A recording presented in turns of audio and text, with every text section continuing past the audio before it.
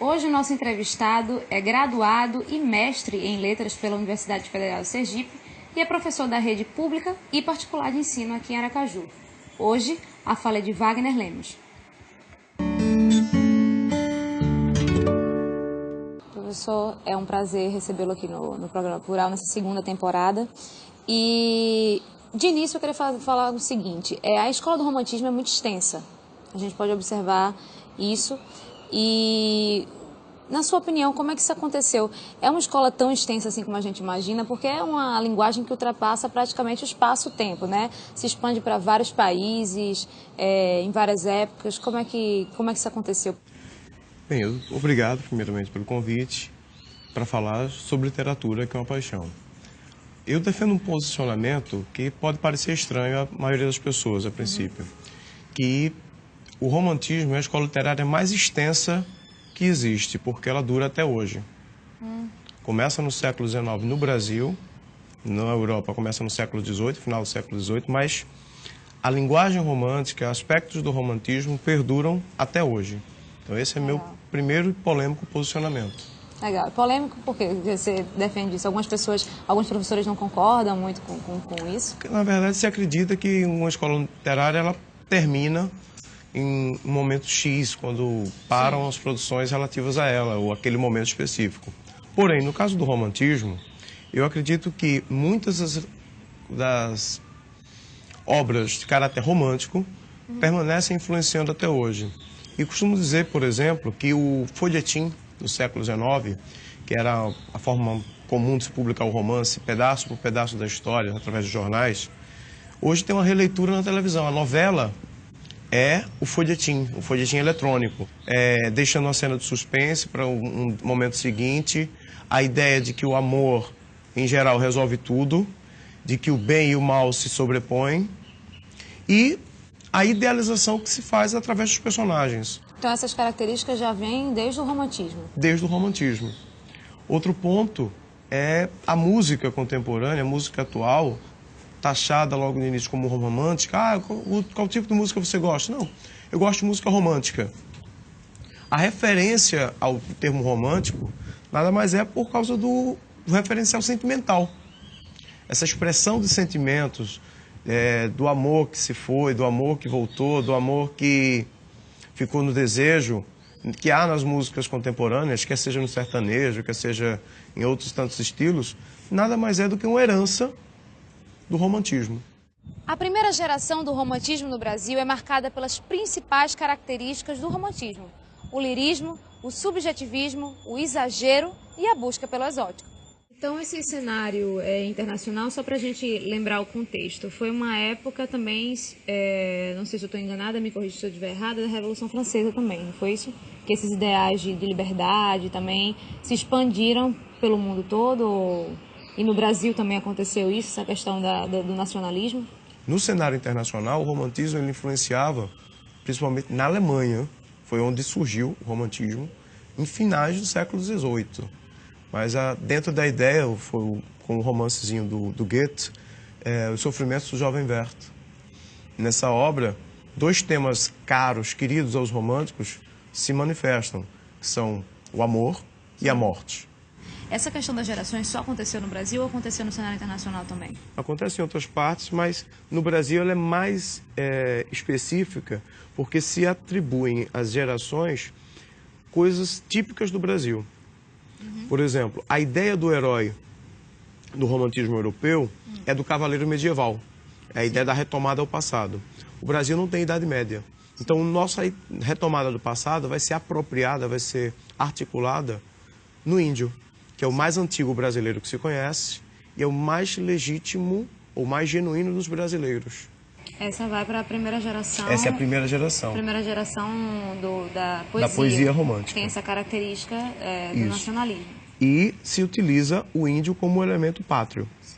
Há uma coisa curiosa na cultura sergipana, uma coisa interessante. Um dos símbolos do estado, Sergipe, é o balão, acompanhado da palavra porvir, futuro, e ao lado o índio. É a ideia de um índio majestático, é a ideia de um índio poderoso. E que não correspondia à verdadeira face do índio. o índio vítima de um processo de genocídio. Na segunda geração do romantismo são notados o pessimismo e até um certo gosto pela morte, religiosidade e o naturalismo. A mulher era acessível, mas a felicidade ainda não era atingida. A segunda geração, ela aumenta seu grau de idealização e foge um pouco do sistema do nacionalismo e vai para a ideia da obsessão pela morte. A morte como solução dos problemas da vida. A morte como a fuga ideal. A musa, a mulher amada, é considerada um ser inalcançável, inatingível. Também pode-se destacar o nacionalismo e a idealização do mundo e da mulher, e a depressão por essa mesma idealização não se materializar.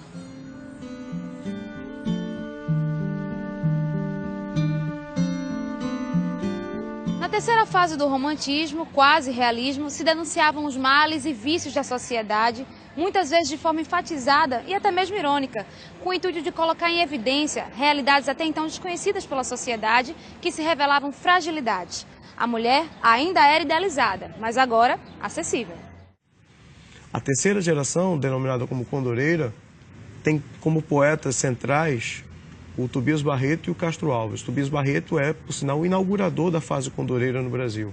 É uma corrente francesa e que aparece primeiro no Brasil através da poesia de Tobias Barreto.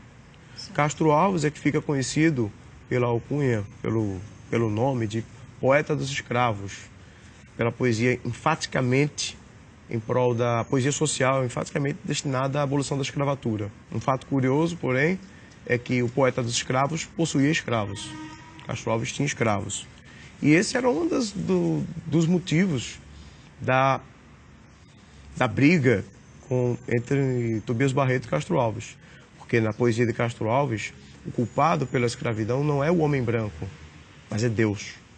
Como se a escravidão não fosse um processo de culpa do homem branco. Interessado, não necessariamente do homem branco, mas de todo aquele que explorava esse processo. Havia negros que também tinham escravos. Verdade. E assim, para a gente finalizar, você diria se existe algum autor hoje em dia que se utilize da linguagem romântica fora as novelas, né? Que as novelas já têm essa característica, mas você acha que existe hoje em dia autores que se aventuram por esse lado aí? Eu defendo que a MPB é muito mais música, poesia brasileira. Uhum. E dentre os compositores eu destacaria essas manifestações. Certo. Da poesia brasileira musicada contemporânea, eu destaco Cazuza, que trabalha com essa questão da linguagem. Você tem, na poesia de Cazuza, você tem tanto o aspecto sentimental, muitas vezes do exagero, como por exemplo na música Exagerado. Você tem a mesma ênfase no sentimentalismo, como em Codinome Beija-Flor. E é interessante a gente citar que tem outras áreas que abarcam a questão do romantismo, não só nos livros. A gente tem muita música, como você já citou, e também o teatro, não é isso? É uma escola que continua influenciando. Desde dos filmes, por exemplo, as chamadas comédias românticas. Sim. Não é à toa que as pessoas fazem essa alusão a romântico. Se a gente for pensar só na realidade, a gente não sobrevive. Verdade, verdade. Então, muito obrigada, professor. Foi muito enriquecedora essa conversa e sucesso. Obrigado, igualmente. É importante não esquecer que o romantismo não foi só poesia. Pelo caráter lírico da linguagem, é comum que se lembre automaticamente de poetas românticos, mas os autores da prosa romântica também são bastante significativos.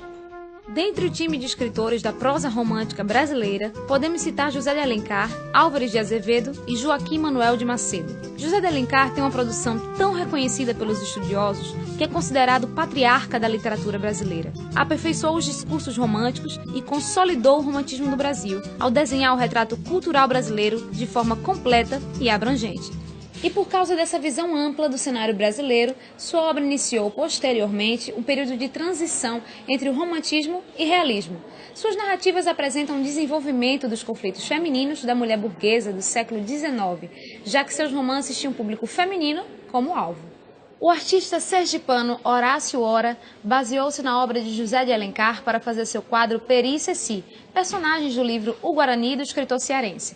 Este quadro encontra-se no Museu Histórico de Sergipe, em São Cristóvão.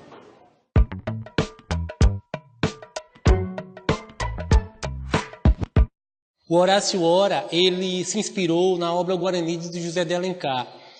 E vou ler um trecho. Era o melhor leito que podia ter a menina no meio do deserto. Puxou a canoa, alcatifou o fundo com as folhas macias das palmeiras e, tomando Cecília nos braços, deitou-a no seu berço. A menina não consentiu que Peri remasse. A canoa deslizou docemente pelo leito do rio, apenas impelida pela correnteza. Cecília brincava, desbruçava-se sobre as águas para colher uma flor de passagem, para perseguir um peixe que beijava a face lisa das ondas, para ter o prazer de molhar as mãos nessa água cristalina, para rever a sua imagem nesse espelho vacilante. Bem, nós estamos diante da obra-prima do Horácio Hora. Horácio Hora, um artista consagrado, nascido em Laranjeiras, uma cidadezinha aqui do interior de Sergipe, histórica, que vale a pena conhecer. E nós temos o maior acervo do artista aqui no Museu Histórico de Sergipe. Essa obra-prima, intitulada Ceci e Peri, reporta-se justamente a uma leitura que Horácio Hora fez da obra O Guarani. Então, leu, inspirou-se e ele diria mais tarde que a sua irmã Joana Magalhães Hora, que também está aqui retratada no nosso acervo, foi quem pousou para ser a Cecília. E aí que esse quadro, ele não é obra-prima de Horácio Hora por acaso. Se a gente visualizar esse quadro, primeiro que ele é um quadro escuro, a cena dá-se justamente de noite, mas a genialidade do artista é a forma que ele explora a luz, ou a pouca luz que se vê no quadro. Então, se você atentar no canto esquerdo, a gente vai visualizar a lua cheia, ali refletindo muito bem a imagem do índio, do Peri, que era o índio de estimação da casa, e o índio que queria muito bem a Cecília, a quem ele chamava de Ceci carinhosamente. Então, a lua está refletida na água do rio Paquequê, porque a história ocorre no Ceará. E aí, se você se reportar ao canto direito, você vai ver uma casa em chamas, é justamente a casa do Dom Mariz, do pai de Cecília, que foi ateada a fogo pelos índios aimorés, os índios da região. Revoltados, atearam fogo querendo queimar toda a família. E o livro ele esclarece que Peri invadiu a casa em chamas, tomou Cecília nos braços e a acomodou numa canoa, numa embarcação. E a gente vai perceber, voltando à questão da luz, o fogo refletido na água e desenhando majestosamente Cecília, ali meio que desmaiada. Então, a gente percebe que remete ao romantismo na literatura e que também é romantismo, só que das artes plásticas. Então, Horácio, ele tem essa contribuição que é pouco difundida e que a gente está aqui com essa sala, com o maior acervo do artista, divulgando para o Brasil, diariamente.